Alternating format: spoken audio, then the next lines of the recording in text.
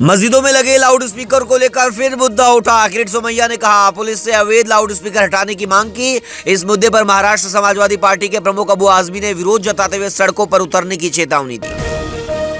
Churchgate railway station पर cake की दुकान में लगी भीषण आग, घटना में कोई हताहत नहीं। दमकल विभाग ने किसी तरह आग पर काबू पाया। मुंबई, ठाणे समेत 23 जिलों के लिए अलर्ट जारी, आंधी बारिश का अनुमान, मौसम विभाग ने जारी किया अलर्ट। हिंदी राष्ट्रीय भाषा नहीं, महाराष्ट्र में पढ़ाई जाए सिर्फ मराठी अंग्रेजी, नहीं तो राज ठाकरे ने चेतावनी दी। यदि सरकार 3 भाषाओं को पढ़ाने पर जोर देती है तो मन से आंदोलन करेगी। राज ठाकरे ने महाराष्ट्र के शिक्षा मंत्री दादाजी भुसे से पहली कक्षा से मराठी और अंग्रेजी को अनिवार्य करने का लिखित आदेश जारी करने का आग्रह किया। मुंबई में मस्जिदों की सुरक्षा और लाउड स्पीकर को लेकर सम्मेलन, कांग्रेस ने किया समर्थन। वारिस पठान ने कहा कि देवेंद्र फडणवीस से मुलाकात के दौरान हमारा मुख्य मुद्दा था महाराष्ट्र में लॉ एंड ऑर्डर की स्थिति बनी रहे और महानगरपालिका सफाई व्यवस्था को लेकर सजग रहे।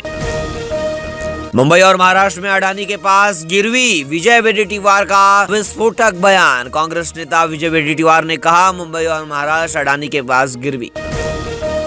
पालघर में सभी को मिलेगा गुणवत्तापूर्ण इलाज, आयुष्मान भारत मिशन। अध्यक्ष डॉक्टर ओम प्रकाश सेट्टे। विकसित भारत संकल्प यात्रा की समीक्षा बैठक में डॉक्टर सेट्टे ने स्वास्थ्य योजनाओं के सुचारू क्रियान्वयन का भरोसा दिलाया। 47 लाख के सोने की चोरी करने वाले 4 आरोपी गिरफ्तार। कांदिवली और दहिसर पुलिस ने ज्वेलरी फैक्ट्री से सोना चुराने वाले पूर्व कर्मचारियों को दबोचा।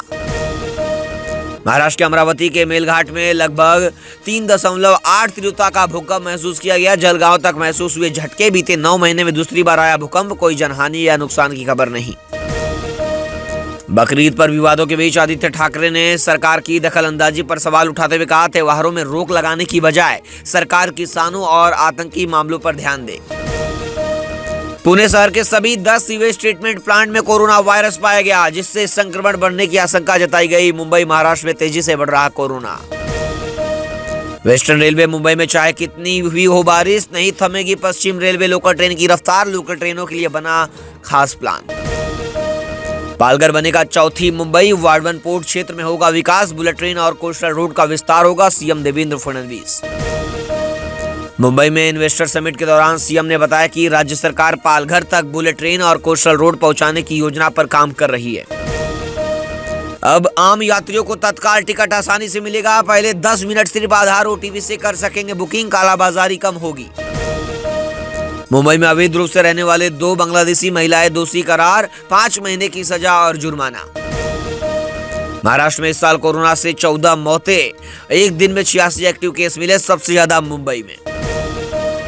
शेयर बाजार में सेंसेक्स में 300 अंक से ज्यादा की तेजी, 81,300 पर कारोबार कर रहा। वहीं निफ्टी 20 अंक चढ़ा, बैंकिंग और मेटल शेयर चढ़े। 1 लाख के पार निकली चांदी, 2,699 बढ़कर 1,0460 रुपए किलो पर पहुंची। वहीं सोना भी 187 रुपया महंगा होकर 96,867 रुपया हुआ। हिंदी राष्ट्रीय भाषा नहीं, महाराष्ट्र में पढ़ाई जाए सिर्फ मराठी और अंग्रेजी, नहीं तो राज ठाकरे ने चेतावनी दी कि यदि सरकार 3 भाषाओं को पढ़ाने पर जोर देती है तो मन से आंदोलन करेगी।